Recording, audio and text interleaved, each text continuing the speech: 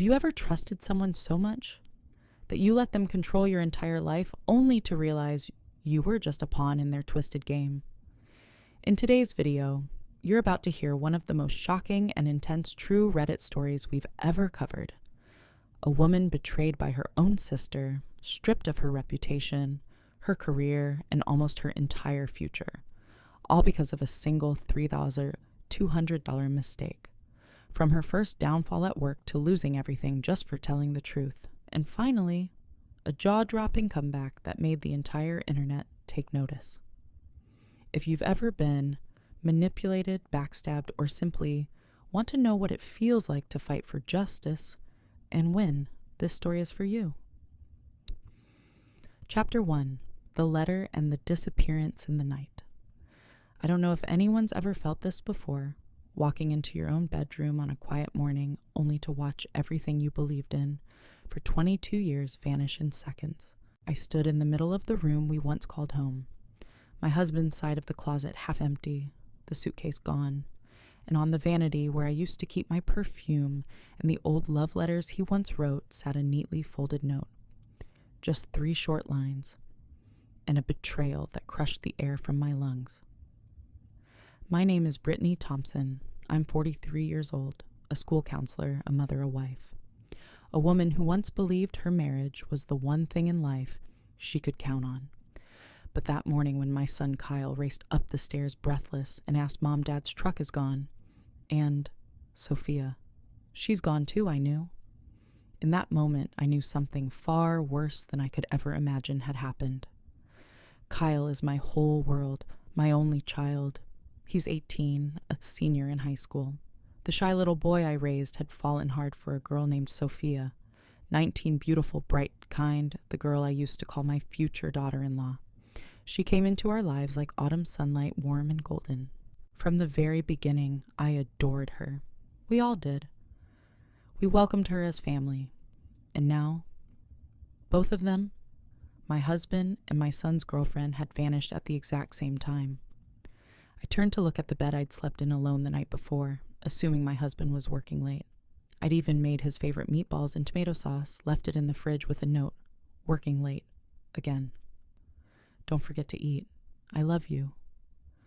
I had cleaned up the kitchen, watched a cooking show, wished myself good night, and gone to bed, thinking tomorrow would be just another peaceful day.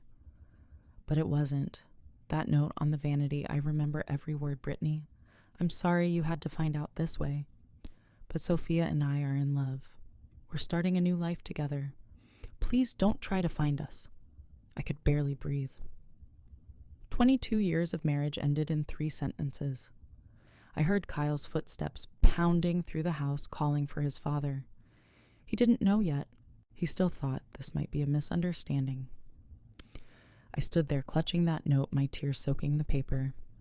And when Kyle burst into the bedroom, his face twisted with confusion and fear, there was nothing I could do but hold out the note to him. He took it, read it, went completely still, then read it again.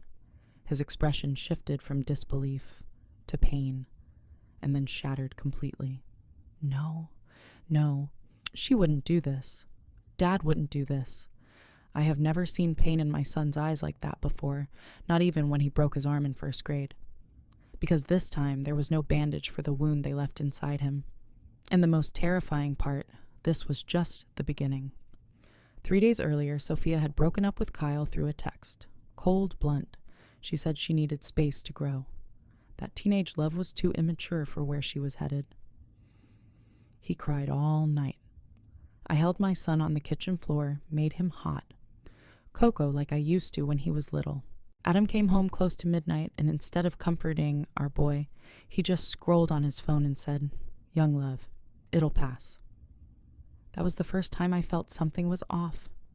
This was the same man who once wept when Kyle was bullied in 4th grade, and now he barely looked up when our son was breaking apart. But I didn't let myself think too deeply until this morning, when everything collapsed at once. 1 letter, 1 missing truck, 1 girl I had loved like my own, and the man I thought would stand beside me for life. I should have screamed, smashed something.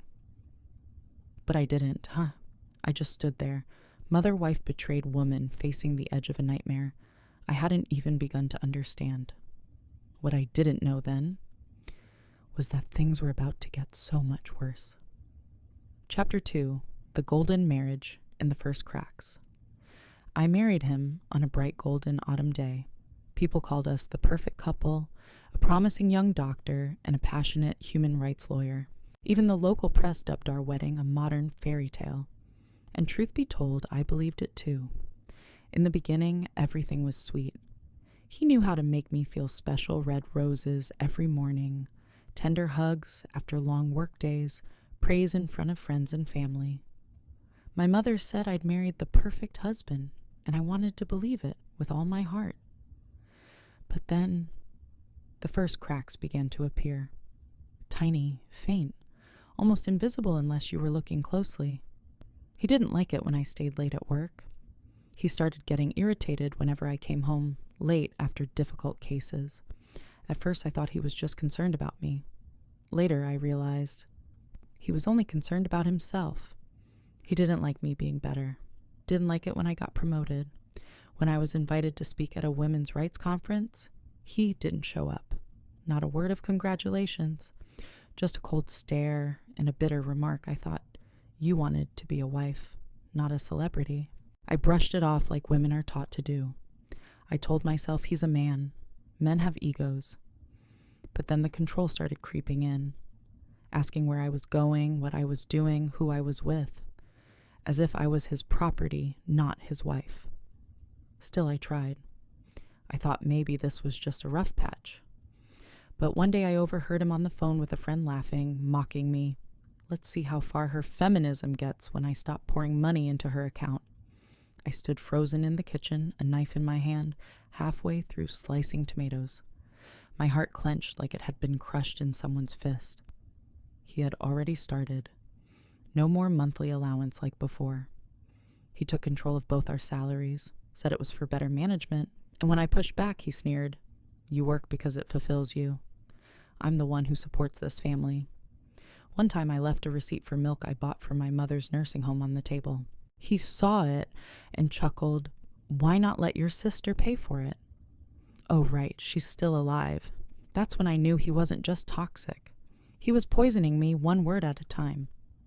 But what truly terrified me was that night when I saw a message he sent to a woman I didn't know, still remember the way her hair smelled. Just like my sister's. Sister, who was he talking about? Me?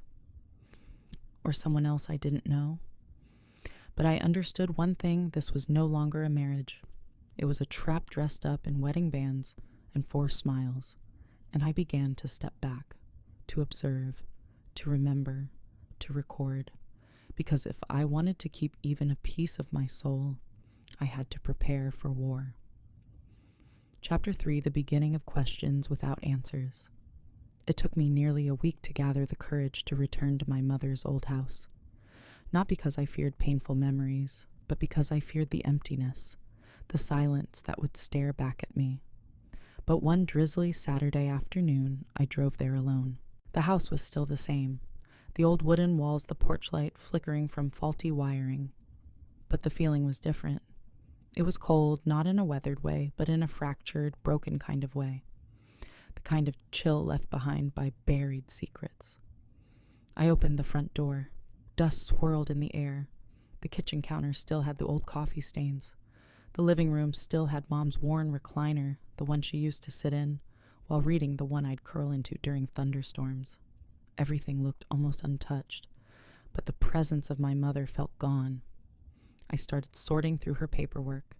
In her bedroom, the vanity drawer still held bills, insurance documents, and a few old letters.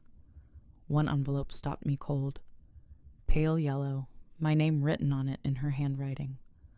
My hands trembled as I opened it. My daughter, if you're reading this, then I never got the chance to tell you what I should have told you long ago. I'm sorry. The letter was nearly 3 pages long. In it, she wrote about the choices she'd been forced to make after my father passed, the pressure from my grandmother and my uncles, how she once wanted to take me far away, but didn't have the money or the courage. She confessed she'd known about her late-stage cancer for a while, but hid it because she didn't want to become a burden again.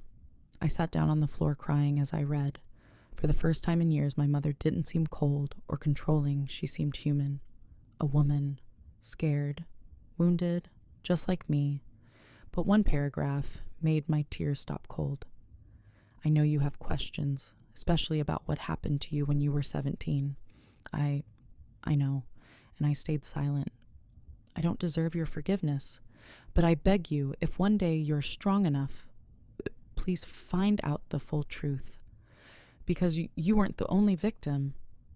I froze. What happened when I was 17? The thing I had buried so deep I couldn't even speak of it in therapy. The thing that haunted me in dreams but never crossed my lips. I folded the letter and slipped it into my bag with shaking hands. Part of me wanted to run, to slam the door and leave it shut forever. But the other part, the bigger, louder, stronger part, was no longer that 17-year-old girl. It was the woman I had become. And she wanted answers. I started digging through old journals, forgotten notebooks in storage, faded photographs, printed out text messages. I even reached out to former classmates on Facebook, asking the simplest of questions. Do you remember anything strange after that birthday party? One of them, someone I never would have expected, replied. I always wondered, why did you stay silent after that night? There were things I saw that I never dared to tell anyone. I read that message a dozen times, my throat tight, my heart pounding. That was when I realized this wouldn't be a simple journey. This would be an excavation, not just into the past, but into people, other people, and myself. I had once been a victim, but this time I would be the one asking the questions, and I wouldn't stop, not until every secret was dragged into the light. Chapter 4, A Reunion in Silence. After everything that had happened, I stopped believing in coincidences. When someone who once kicked you down shows up just as you're beginning to rise, that's not fate, that's a test. 2 years after the headline-making custody battle with Luna's grandparents, I had finally settled into a quiet life in a small seaside town. I rented a modest house, worked remotely, and spent most of my time caring for Luna, my daughter, now 6 years old, just beginning to form her earliest memories of the world. Everything felt normal again, until one evening. I was walking Luna along the beach at sunset when I saw her, a woman standing with her back to us.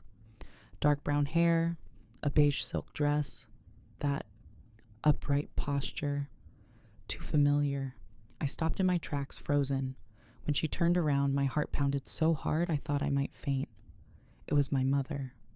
No warning, no text, no email, no letter.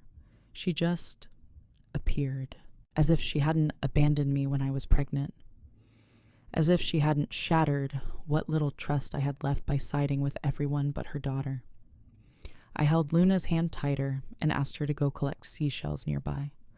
As my mother approached, I could see the lines of time etched across her face, but her eyes, those eyes were unchanged, cold, certain, unapologetic.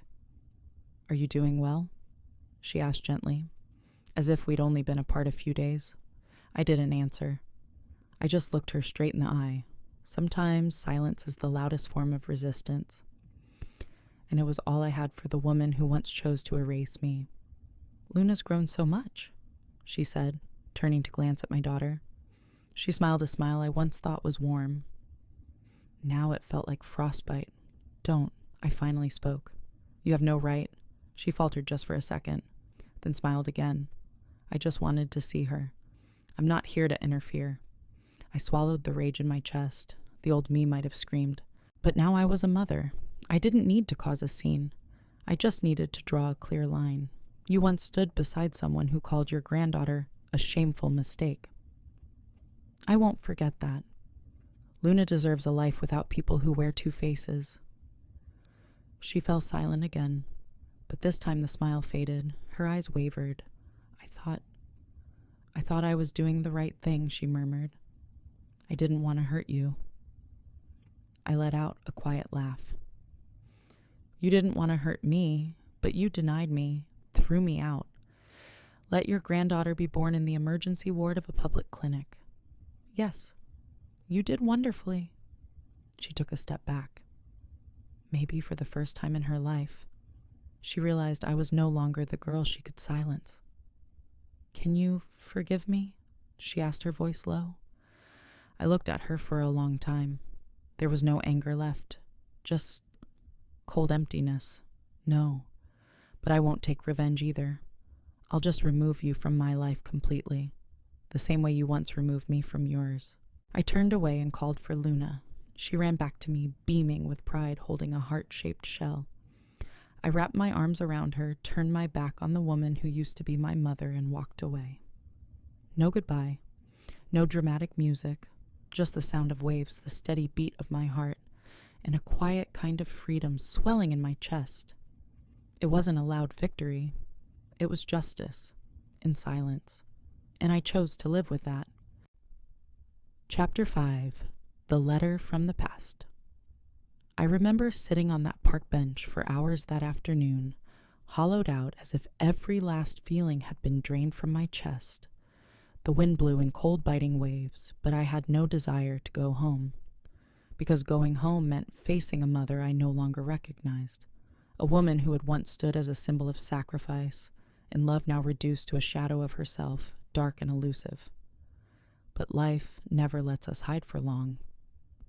A few days later, I received a handwritten letter. No return address. The handwriting was messy, almost rushed. But I knew it instantly. It was my father's. My hands trembled as I opened the envelope. Inside was a single yellowed page, clearly written long ago. The words caught in my throat, Grace. If you're reading this, then I never got the chance to tell you myself. Your mother. She's not who you think she is. She always wanted to protect you, but in her own way. There are things she never had the courage to say, things she kept buried out of fear it would hurt you. But there's one thing you must always remember. You were never wrong. You are the daughter I'm most proud of in this world. Don't let anyone, not even your mother, make you doubt that. I broke down sobbing. How did he know? How did he know there would come a day when I would need those exact words to keep breathing? But there was more. At the bottom of the letter was a series of numbers, an old bank account, and a note that read, "If you ever find yourself in trouble, use this money, but only if you believe the truth needs to come out." The truth. I wasn't sure what truth even meant anymore, but I started digging. Old receipts, legal documents, company records, court transcripts, pieces I'd been too hurt to look at until now. And then I found it. An old draft email never sent, buried in a forgotten folder. From my mother, addressed to Isabella. The contents were ice cold. You did well. Grace didn't even realize what happened before she took the fall. Your father suspects nothing. From here on out, stay silent. I'll handle the rest. I couldn't breathe. It had all been planned. My mother, my sister. They orchestrated it together, and I had been the perfect fool, the pawn sacrificed in their carefully crafted game. I printed the email, collected the documents I'd found. I didn't yet know exactly what I intended to do with them, but I knew one thing: I would not stay silent anymore. I reached out to my father's old attorney, someone who had been close to our family for years. I brought him everything. He looked at me for a long moment. Then he said only one thing: "If you're ready to fight, then this is where we begin." Chapter 6. The Truth Beneath the Makeup. I used to think there was nothing more painful than being betrayed by someone you love, but I was wrong. There's something worse when you realize that everything was a lie. Not just love, but your life, your family, your dignity. All the things you thought you had never really existed. After that fashion show, I couldn't sleep. Images kept replaying in my head: the director, my mother, and James. I needed to understand what the hell had happened, so I started digging through every little red flag I had ignored, every fragment of doubt I'd once brushed aside because I didn't want to believe it. The time James wouldn't let me use his phone because of bank passwords. The day I saw my mother accept a thick envelope from a strange man. The look on her face as she watched me walk the runway. Not pride, judgment. Then I did what I never thought I'd do. I broke into her room. I didn't care if she caught me. If she could sell me out once I had to know. How many other times had there been? I found a hidden compartment in her drawer, stuffed with receipts, handwritten notes, and an old notebook. My hands shook as I opened it. The first page was a list of names. Elisa, 3 months. Fee, $2,000. Katia, 1 night. $700. No. Halfway through, I saw my name Ava. Prep for gala show. Try to secure contract with director M. It was like someone had slapped me across the face. My mother had never seen me as her daughter. I was a product, an investment, a tool for profit. And James? I wasn't sure. Not yet. Until I found her old phone still charged no password. I opened the messages. A thread between my mother and James. Keep Ava stable. Don't let her suspect. Bring her to the Majestic Hotel tomorrow night. M's guy will be waiting. I actually threw up, right there on the floor. My whole body trembled. I was freezing. James hadn't just betrayed me. He sold me. With my mother. To them. Everything I had once called love was a cheap, grotesque performance. But if they thought I'd break, they were wrong. I wiped my tears, stuffed every piece of evidence into my bag, and I started planning. None of them knew I'd found everything. None of them knew I was about to set fire to the world they built, and I wouldn't stop until they all burned with it. Chapter 7, What Remains. After the storm passes, I don't really remember what happened after that. I recall collapsing to the floor, everything blurring into a red, smudged haze, and then darkness. When I woke up, I was in a hospital. A nurse was checking the monitors beside my bed. The sterile white light above made my head spin. I tried to sit up, but the pain held me down. Then I saw her, my mother. She sat in the corner of the room, her eyes sunken from lack of sleep, but they lit up the moment I opened mine. She rushed to my side, grabbed my hand, and broke down sobbing like she had just found her child after a nightmare. I couldn't speak. My mouth was dry, my head pounding, but I could still hear her whisper, "You're safe now. He's been arrested. It's all over." Arrested, I frowned. Tried to speak, but only a faint broken groan came out. Over the next few days, once I was more lucid, my mother told me everything. It turns out, after I clawed his face, Thomas lost control. He fled the scene bleeding, but didn't get far. A neighbor, the elderly woman at the end of our street, had heard the screams and called the police. When they arrived, they found me unconscious, in the room bleeding from my head, with a broken arm. Thomas was arrested shortly after, still in a bloody shirt, incoherent and panicked. Police recovered security footage from the hallway cameras. It showed him dragging me into the elevator, his face twisted with rage. It was undeniable. I had survived. I don't know how, but I lived. The wounds on my body would eventually heal. The wounds inside me, that was another story. It took months to recover physically and emotionally. I saw a therapist. There were days I couldn't leave my bed. Nights I jolted awake, convinced he was still in the room, watching me with those hollow, soulless eyes. But I wasn't alone. My mother, the person I'd once felt most distant from, became the one who stayed by my side the most. She didn't drown me in apologies or excuses. She didn't try to rewrite what had happened. She was simply there, quiet, present, caring for me as if she were trying to make up for everything she'd missed. And slowly, I learned how to forgive her. I left that city, started over somewhere else. A new job, a small apartment filled with warm morning light and kind neighbors. I'm no longer the naive girl who thought love was magic, but I'm no longer a victim either. I am a survivor, and though my story doesn't have a fairy tale ending, I'm grateful I'm still here to tell it. To warn other girls sometimes, the most dangerous person isn't the stranger in the alley. It's the one lying next to you every night, whispering promises of forever. This story isn't just about betrayal. It's about the power of persistence, about choosing to rise after being crushed to the ground. When Isabella thought she had erased me from existence, she had no idea that her cruelty had created a version of me that was stronger, sharper, and no longer afraid. If you've ever found yourself in a similar situation, remember this: manipulators always think you're weak until you strike back. Don't forget to hit subscribe, like, and comment to share your thoughts or tell your own story if you've ever been betrayed by someone close. I'll see you in the next episode of True Reddit Stories, where the truth always finds a way to be heard, even if it takes a long, long time.